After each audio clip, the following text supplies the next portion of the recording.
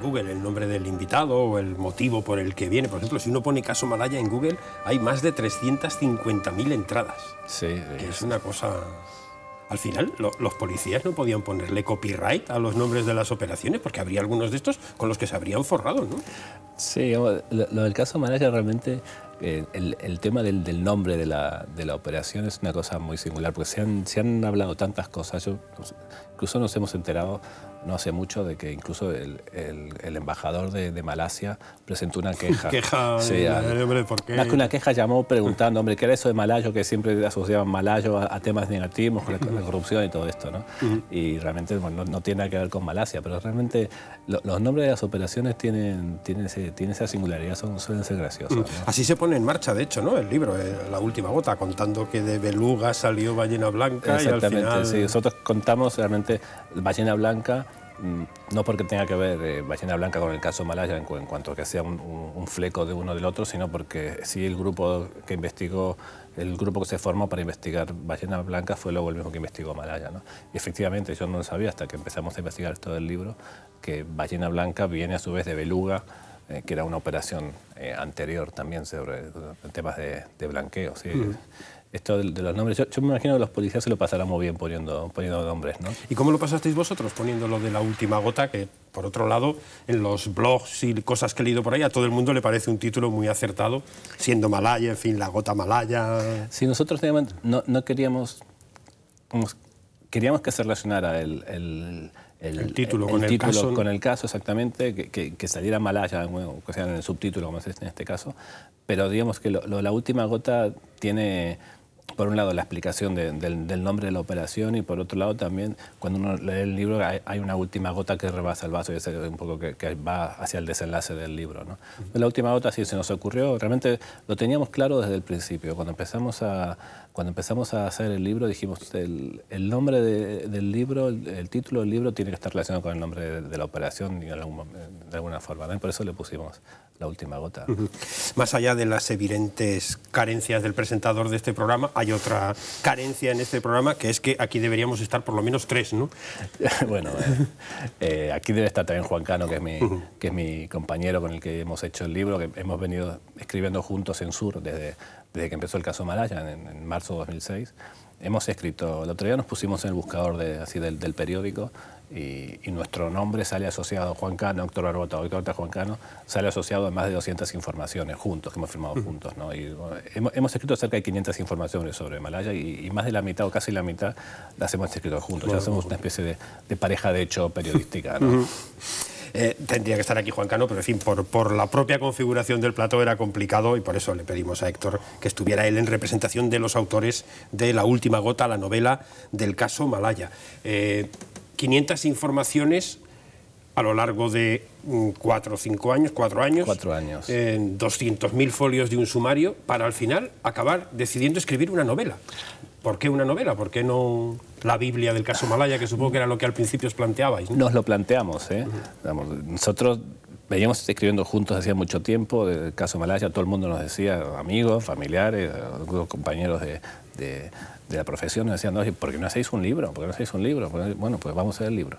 Y al principio dijimos, bueno, hagamos el libro, hagamos una especie de Biblia, contémoslo todo ahí, y eso era inabarcable. Entonces dijimos, bueno, ¿qué podemos contar del caso Malaya? Primero, que no se haya contado, y segundo, que sirva un poco como síntesis, como resumen del caso completo, ¿no? Y dijimos, bueno, la investigación policial, contar cómo fue la investigación policial.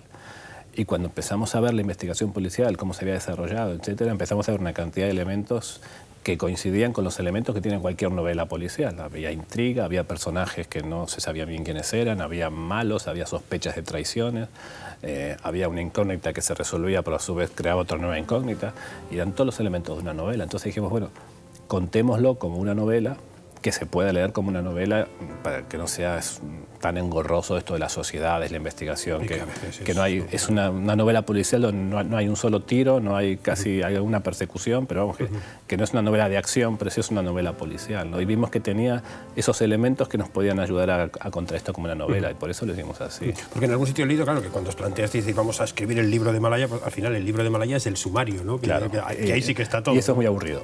Eso te puedo asegurar complicación... que es aburridísimo contar. He leído en algún sitio, me ha hecho gracia lo de Truman Capote, ¿no? Que dice que En fin, pues lo de la sangre fría, y Juan explicaba, dice, sí, pero Truman Capote estuvo 6 años investigando eso y nosotros hemos seguido trabajando y en 2 años hemos escrito la novela, pero me gustaba más lo de tu caso. Dice, sí, vale, no nos comparemos con Truman Capote porque a mí también me gusta mucho Messi, pero no juego como Messi, ¿no? Exactamente.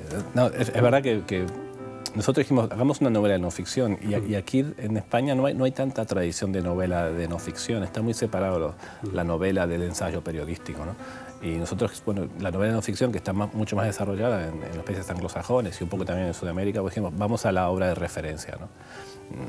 Los dos nos leímos A Sangre Fría de nuevo, de punta Sí, esto a punta. Es más como Diario de un secuestro, por ejemplo. Exactamente, de García Márquez o Operación Masacre de Rodolfo Walsh, que para mí es la obra cumbre, ¿no? de la novela de no ficción.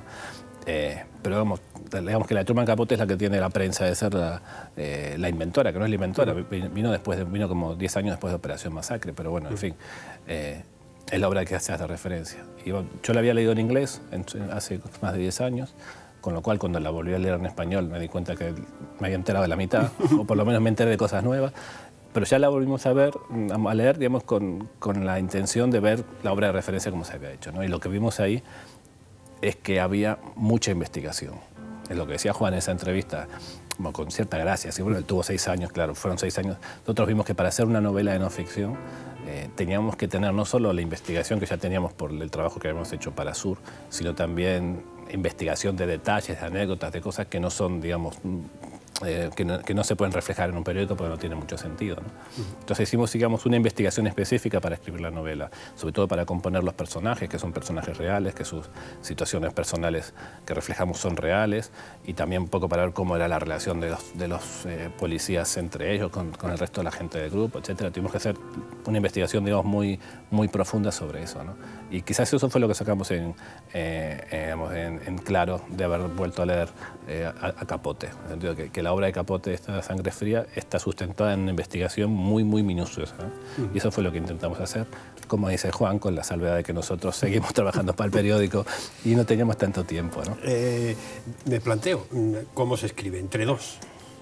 Bueno, no es fácil. Quiero decir, en el sur, por ejemplo, sí, ha habido compañeros del sur que han hecho experiencias de esas, de escribir un libro entero no ya entre 2, sino entre 16 o entre 8 y escribir sí, cada uno un capítulo sí, y que tenga continuidad y cosas de esas, ¿no? Pero claro, escribir una novela entre 2, bueno, entre uno que está en Marbella y otro que está en Málaga capital, con lo cual habéis hecho más recorridos entre Marbella y Málaga. Hemos gastado mucho en peaje. Que los policías que están todo el día haciendo el peaje es en la frontera. La frontera de Marbella, ¿no? Sí, digamos, primero hubo una apuesta en común antes de empezar a escribir y tener en claro bien qué queríamos escribir. Y luego también teníamos muy claro que queríamos escribir algo parecido a lo que nos gusta leer, que son novelas ágiles de capítulos cortos, que en cada capítulo cuente algo, que pase algo. Si lo trasladamos, digamos, al cine, serían esas películas que son escenas cortas, pero que en cada escena pasa algo que ayuda a avanzar la historia. Y de hecho el capítulo tiene 50 y tantos capítulos. 59 capítulos, sí. Y que por cierto, habíamos hecho 60, pero luego vimos que había 2 que nos quedaban... Sí, que nos quedaban, digamos, muy cortos y dijimos, tampoco hacía falta un número redondo. Entonces fue primero poner en común y luego ir dividiendo los capítulos. Tú escribes esto, yo escribo el otro, y luego el que no había escrito corregía al otro y un poco íbamos amalgamando los estilos, ¿no? Y nos pasó algo muy curioso, que fue que al principio teníamos estilos totalmente diferentes, que había casi que reescribir completamente. Como yo tenía que reescribirlo a Juan y Juan me tenía que reescribir a mí. Pero luego cuando fuimos avanzando es como que fuimos creando un estilo nuevo, que no era ni el mío ni el suyo, que era el estilo del libro, ¿no? Y eso fue una cosa, al final ya cuando íbamos llegando al final del libro, no al capítulo final, porque el capítulo final lo escribimos mucho antes, pero cuando íbamos avanzando ya a los últimos capítulos que escribíamos ya casi no hacía falta corregir, era como que cada uno había bebido del estilo del otro, ¿no? Y eso fue digamos, un proceso muy interesante para los dos. ¿Ha habido algún momento tenso? De esto no lo ponemos, esto sí lo ponemos, ¿cómo vamos a poner eso? Tú sabes que es mentira, que no, que yo lo vi. No, hubo, vamos, como te decía, hubo mucha puesta en común. Esta puesta en común no siempre fue amigable, porque somos compañeros y después trabajamos muy juntos, pero digamos, muchas veces no estábamos de acuerdo en qué contar o cómo contarlo y qué decir, y a este lo ponemos, o a este personaje le damos esta importancia, no se la damos.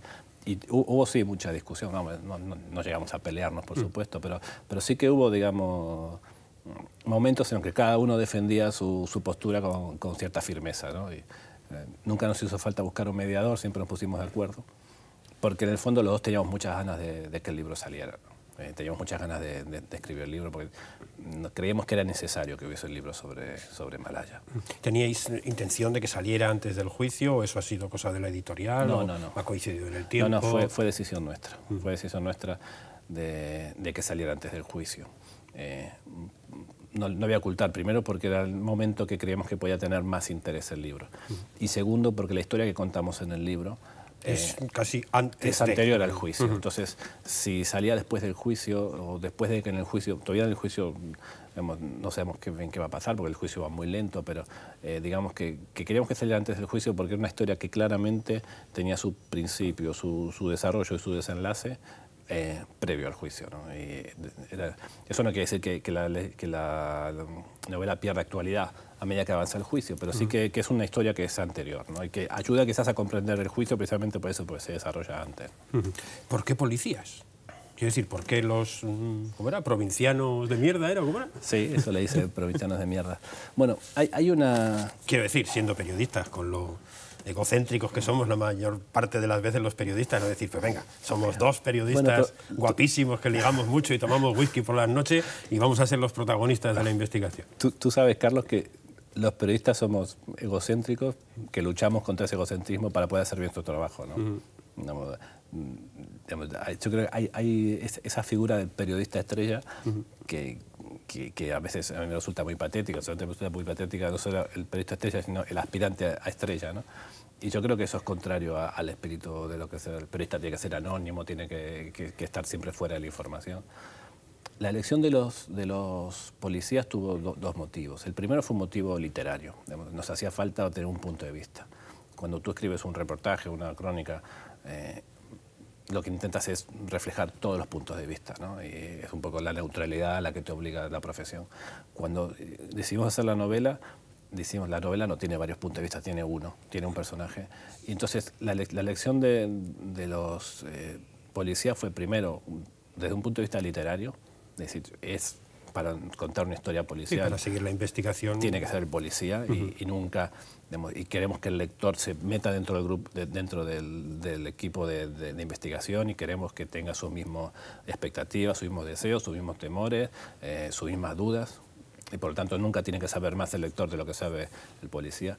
Pero por otro lado también hay una elección ética de nuestra parte, en el sentido de que nosotros creemos que los policías que investigaron el caso Malaya han sido maltratados posteriormente, no se les ha reconocido su trabajo, ahora se los está cuestionando, desde los acusados se cuestiona su trabajo, se los acusa de cosas horribles, pero también antes fueron maltratados por la propia institución policial, ¿no?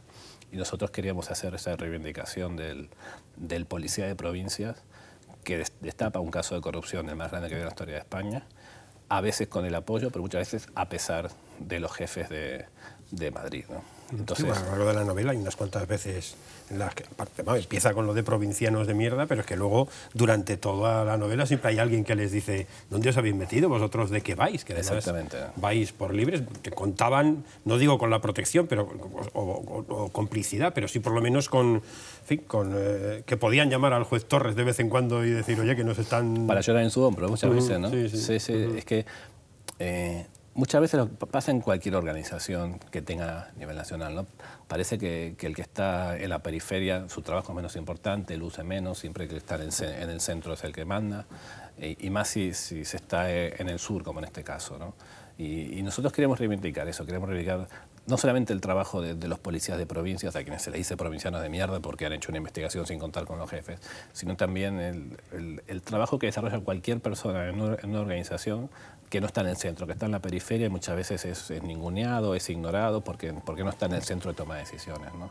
Y un poco creo que el libro en el fondo también quiere reivindicar un poco eso, el trabajo que se hace en las provincias muchas veces que nunca tiene el brillo que tiene cuando se hace en Madrid o en Barcelona, ¿no? ¿En algún momento os planteasteis que fuera otro el punto de vista, que fuera el punto de vista del juez Torres? No. Que fuera el punto de vista de Roca, que debía ser también lo queríamos hacer, muy divertido. Queríamos hacer el punto de vista de un personaje anónimo. un personaje que no se conoce, que no se puede conocer su nombre real ni su cara, porque su trabajo no. Y nos parecía que ese era el punto de vista más interesante. Incluso el juez Torres, que también tiene un trabajo muy meritorio en el caso Malaya desde el punto de vista, es un personaje que a su pesar ha tenido bastante notoriedad. Se sabe quién es el juez Torres, ¿no? Los policías no se sabe quiénes son, lo sabemos 4, 5, o 10 o 12 compañeros que hemos seguido el caso. Pero queríamos hacer ese homenaje al trabajador anónimo de la investigación, ¿no? Merecido sin duda, porque la cosa, como tú dices, acabó para ellos ciertamente de una manera... En fin. No contemos el final del libro, pero... Pero sí, en fin, pero vamos, que se sabe que no terminó bien, que parece lógico que hubieran recibido homenajes y parabienes y medallas, pero me da la sensación de que no es el caso. No es el caso, ¿no? Roca, Juan Antonio Roca se convierte en el protagonista, digamos, pasivo de la novela, porque al final, como conclusión, yo creo que del caso Malaya, pero también de la novela, Roca mandaba en Marbella por encima de concejales, alcaldes, incluso de algún juez, incluso de algún policía, de periodistas, de funcionarios de los juzgados, de trabajadores, proveedores, empresarios. Yo creo que Roca es un poco el paradigma de los valores que tiene a veces la sociedad, en el sentido de quien tiene dinero es el que manda y quien maneja el dinero es el que manda, y manda más que el que fue votado por los ciudadanos, que manda más que el que tenga más preparación, manda porque es el que maneja el dinero, ¿no? Y en ese sentido creo que lo que pasó en Marbella con Roca es un poco, digamos, una especie de eso, de paradigma o de demostración de a veces cuáles son los valores que imperan en la sociedad, ¿no? En una sociedad donde imperan otro tipo de valores, Roca no podía haber hecho lo que hizo. Y no estoy hablando de la sociedad de Marbella, estoy hablando de la sociedad en general. Roca yo creo que es un personaje que... a veces cuando decimos, bueno, ¿qué ventaja tiene la novela de no ficción? Pues que no te tienes que inventar la historia y no te tienes que inventar los personajes, siempre te tienes que recrearlos, ¿no? Yo creo que no hubiese sido capaz, ni Juan ni yo hubiésemos sido capaces de inventarnos un personaje como Roca, exactamente, ¿no? Porque es un personaje... Si tú ves, por ejemplo, el típico malo de la película de James Bond, que es un personaje sofisticado, sí, que tiene... Dr. No, sí, exactamente, todos estos, ¿no? Que son malos, pero al mismo tiempo son sofisticados y tienen... Roca es una persona que tú la ves y es una persona muy inteligente, pero sin embargo al mismo tiempo tiene una apariencia gris, que sus gustos son grises, que no... Sí, que es un hombre discreto y va andando a trabajar. Exactamente. Ahora luego tiene aviones, helicópteros, coches, sí, regala relojes de 10.000 euros. Exactamente, tiene ese manejo del dinero, pero todo, digamos, toda esa distinción se le da el dinero, pero no la tiene él mismo. Él es una persona que es muy inteligente, es una especie de... que yo creo que ve la vida como un ajedrez, que siempre va moviendo las piezas, pensando cuál va a ser la próxima jugada. Y sin embargo, es un malo, te digo, es un malo que yo no me podía haber inventado, que la realidad, en ese caso, como muchos... De todas formas, hay un detalle que es precisamente lo que le pierde un poco, ¿no? Cuando entran en la finca de la Caridad y se encuentran 200 animales allí disecados, una jirafa y todo lleno de fotos suyas con sus hijos en una finca que supuestamente no era suya, que al final, en fin, es cuando los investigadores se abrazan y dicen, le hemos pillado. Le hemos pillado, precisamente, quizás se llama finca la Caridad, pero puede llamarse finca la vanidad, ¿no? Porque ahí lo cazaron precisamente por vanidoso. Por vanidoso, por hacerse la foto. Todos los animales que había cazado y hacerse las fotos con sus hijos. Ahí los personajes, los investigadores tienen la sensación, una sensación muy desagradable de ver toda esa cantidad de muerte, ¿no? Porque es una especie de zoológico muerto lo que se encuentran, de la jirafa con los ojos muertos y las pieles de oso y los tigres, todos estos los animales. Era como una especie de gran asesinato en masa, ¿no? Allí. Exactamente, ¿no? Que no era ya el cazador que tiene esa actividad como actividad, digamos, como de ocio de fin de semana, que va con el hijo y tal, ¿no? Que es una cosa como bastante compulsiva, una especie de demostración de poder, ¿no? Y yo creo que lo que encuentran ahí es un poco eso. Y efectivamente las fotos de él junto a cada pieza es lo que demuestra que esa finca era de él, y un poco ahí donde empiezan a decir, bueno, hemos pillado, esto no va a poder decir que no es de él. Has dicho que es un hombre inteligente, Roca, más que listo, ¿no? No es el típico listo que pega el pelotazo, no, que si se hubiera dedicado a otra cosa, no digo que hubiera ganado el mismo dinero, pero también podría haber hecho un gran servicio a su empresa o a su ayuntamiento, ¿no? Sí, yo creo, Roca, pues, es que no lo sé, quiero decir, es una persona que estuvo en el momento adecuado, en el momento oportuno, y que se dedicó a eso. Yo no sé qué hubiese pasado si hubiese dedicado a otra cosa, ¿no? Y tampoco sé si hubiese tenido lo que a veces hay que tener para tener una empresa, un trabajo, que tener paciencia y perseverancia y seguir lo mismo hasta que uno le va bien, ¿no?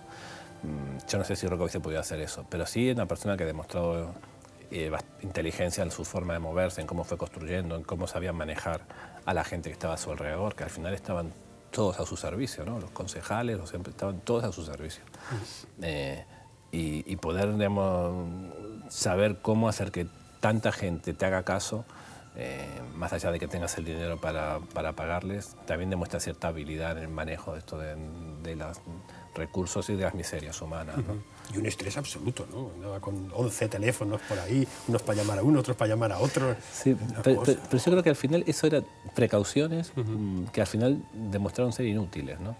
Que si alguien tiene 11 teléfonos, ¿qué demuestra? Primero, que está escondiendo algo, porque si tú no tienes que esconder, tienes un teléfono.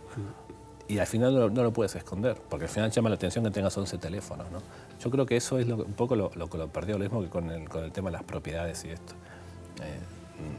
Esto no es mío, nada de esto es mío, pero cuando tienes tanto es imposible ocultarlo. Tú puedes ocultar una casa, 2 casas, 3 casas, 5 coches, pero si tienes tanto dinero, tantos cientos de millones de euros, exactamente, ¿cómo lo ocultas, no? Nuestros padres y bueno, nuestros ya decían, ¿no? Que el amor y el dinero son 2 cosas muy difíciles de esconder, ¿no? Que puedes disimular, pero al final cuando te gusta una chica te pillan y cuando tienes muchísimo dinero acabas por algún sitio gastándotelo. Y puede que él lo hiciera bien, pero había concejales que no lo hacían bien, ¿no? Concejales y gente de la que estaba metido en esta cosa que no lo hacía bien, que veías un tío que cobraba 30.000 euros y compraba una casa de 300.000, pues claro, algo no funciona, ¿no? Lo de los concejales en Marbella, y hemos dicho, los personifico sobre todo en Marisol Yagüe, son los personajes más patéticos y desde el punto de vista moral más despreciables de toda la historia, ¿no? Quiero decir, uno puede entender, me parece mal que un empresario pague bajo cuerda para hacer un negocio, desbloquear negocios. Bueno, me parece mal y eso tiene que tener su castigo. Pero el empresario mira por lo suyo, pero el concejal está puesto ahí para mirar por los intereses de la gente que la vota, ¿no? Y vender eso al mejor postor es una de las... creo que es una de las actitudes más despreciables y que deberían merecer mayor reproche, no solo desde el punto de vista ciudadano y social, sino también mayor reproche penal, ¿no? Quien traiciona de esa manera a quienes lo han puesto ahí para hacer una tarea de defender el bien común, yo creo que merece el mayor de los desprecios, ¿no? Hay algunas escenas que he entresacado del libro porque me han llamado la atención por alguna cosa u otra. Por ejemplo,